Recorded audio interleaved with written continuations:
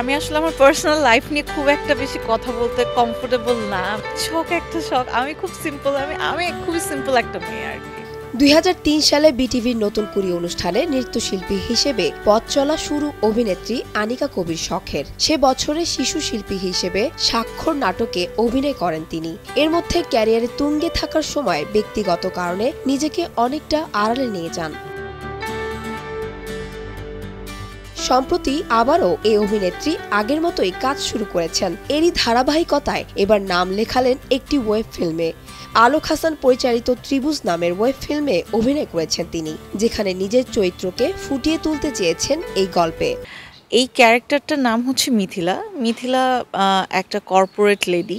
ওর corporate life plus আমাদের থাকে না যে লাইফে অনেক ধরনের প্রবলেম থাকে ভেতরের, যেগুলো আসলে আমরা মানুষকে বুঝতে দেই না, বাট কি প্রবলেম আছে বা একটা প্রবলেমকে কীভাবে সর্ট আউট করা যায়। আর গল্পটার নাম যেহেতু ত্রিভুজ, সো এখানে আসলে ট্রায়াঙ্গেল একটা স্টোরিও আছে। আর ট্রায়াঙ্গেল আমি পুরোপুরি ভেঙে বলবো না এখন যে ট্রায়াঙ্গেল স্টোরিটা কি। সবাই ট্রায়াঙ্গেল বলতে মনে করতে পারে যে হয়তো ট্রায়াঙ্গেল লাভ এরকম, বাট না, it's not triangle love, but triangle কিছু মানুষ রিলেট করে একটা স্টোরি। খুবই আনকমন একটা ক্যারেক্টার। আমি পার্সোনালি খুব হ্যাপি যে আমি এরকম একটা ক্যারেক্টারের জন্য আমাকে সিলেক্ট করা হয়েছে, আমি করছি। এই ওয়েব ফিল্মে জনপ্রিয় অভিনেতা ও উপস্থাপক শাহরিয়ার নাজিম জয়ের সঙ্গে জুটি বেঁধেছেন। সাজু মুনতাসিরের প্রযোজনায় ১৯৫২ এন্টারটেইনমেন্ট লিমিটেডের ব্যানারে ওয়েব ফিল্মটির চিত্রনাট্য লিখেছেন মুনতাহা বৃত্তা। গল্পে নিজের চরিত্র নিয়ে বেশ আশাবাদী অভিনেতা জয়। এটা দীপ্ত প্লের কাজ, ওটিটি প্ল্যাটফর্ম, বেশ জনপ্রিয় দীপ্ত প্লে। এটা দীপ্তের সাথে আমার প্রথম কাজ। গল্প সুন্দর। দীপ্তর একটা দর্শক ব্যাংক আছে যারা দীপ্তের কাজ দেখে, এবং সেখানকার নাটক বেশ পপুলার। এরা ওটিটি বানায়, সেগুলো একটা বিশাল দর্শক আছে। তো আমি প্রথমবারের মতো কাজ করছি। আমার চরিত্রটি অন্যতম প্রধান চরিত্র। আমি বুঝে শুনেই কাজ করছি।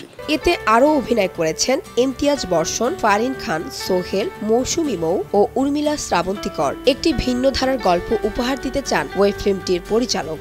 ওয়েব ফিল্মের সম্পর্কে যদি আমি বলি, সেক্ষেত্রে তো আসলে গল্প এবং কাস্টিং নিয়ে আসলে কথা বলতে হয়। তো এই গল্পটা আসলে নর্মালি কি হয় যে আমরা ওটিটি প্ল্যাটফর্মে আমরা দেখি হরর গল্প দেখি, আমরা থ্রিলার গল্প দেখি, হরর থ্রিলার দেখি, সাসপেন্স থ্রিলার দেখি। তো আসলে এই গল্পটা আমরা প্ল্যান করছিলাম নিয়ার অ্যাবাউট ৮ মাস হবে, যে একদমই একটা ফ্যামিলি জনরা, একটা ফ্যামিলি ড্রামার উপরে আসলে গল্পটা দাঁড় করানো, যেখানে আসলে কিনা সমাজের ৩টা স্তরের, একটা হচ্ছে ধনী স্তর, একটা হচ্ছে মধ্যবিত্ত স্তর, আর একটা হচ্ছে নিম্নবিত্ত স্তর। সো এই ৩টা শ্রেণীর ৩টা কাপলের গল্প আসলে আমরা এখানে তুলে এনেছি, যেটা কিনা একটা অ্যাক্সিডেন্টকে কেন্দ্র করে আসলে এই ৩টা ফ্যামিলি একটা জায়গায় আসলে আটকে যায়, এবং পরবর্তীতে আমরা দেখি এটা নিয়ে একটা কেস হয়, এটা নিয়ে এক ধরনের দৌড়াদৌড়ি শুরু হয়। তো আমরা আসলে এই গল্পের মাধ্যমে একটা সামাজিক মূল্যবোধকে আসলে পুনরায় একটু মনে করিয়ে দিতে চাই, নীতি নৈতিকতাকে একটু মনে করিয়ে দিতে চাই, এবং আসলে আমরা যেখানেরই মানুষ হই না কেন, সবাই যে আসলে আমরা ভালোবাসাটাকে বড় করে দেখি এবং ভালোবাসার জন্যই সব কিছু করি, সেটাই।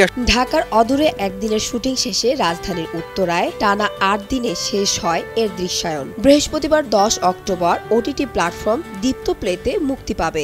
গত শুক্রবার টিজার প্রকাশের পর এই তথ্য নিশ্চিত করেছে দীপ্ত প্লে কর্তৃপক্ষ।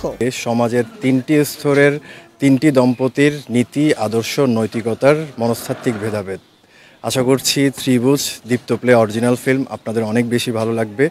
আপনাদের জন্য দীপ্ত প্লেতে রয়েছে ১ মাস, ৬ মাস, ১ বছরের সাবস্ক্রিপশন প্ল্যান। আপনারা আপনাদের পছন্দের প্যাকেজ কিনে আমাদের দীপ্ত প্লে অরিজিনাল ফিল্ম ত্রিভুজ দেখে নেবেন। সানজিনা তাবাসসুম, ভোরের কাগজ।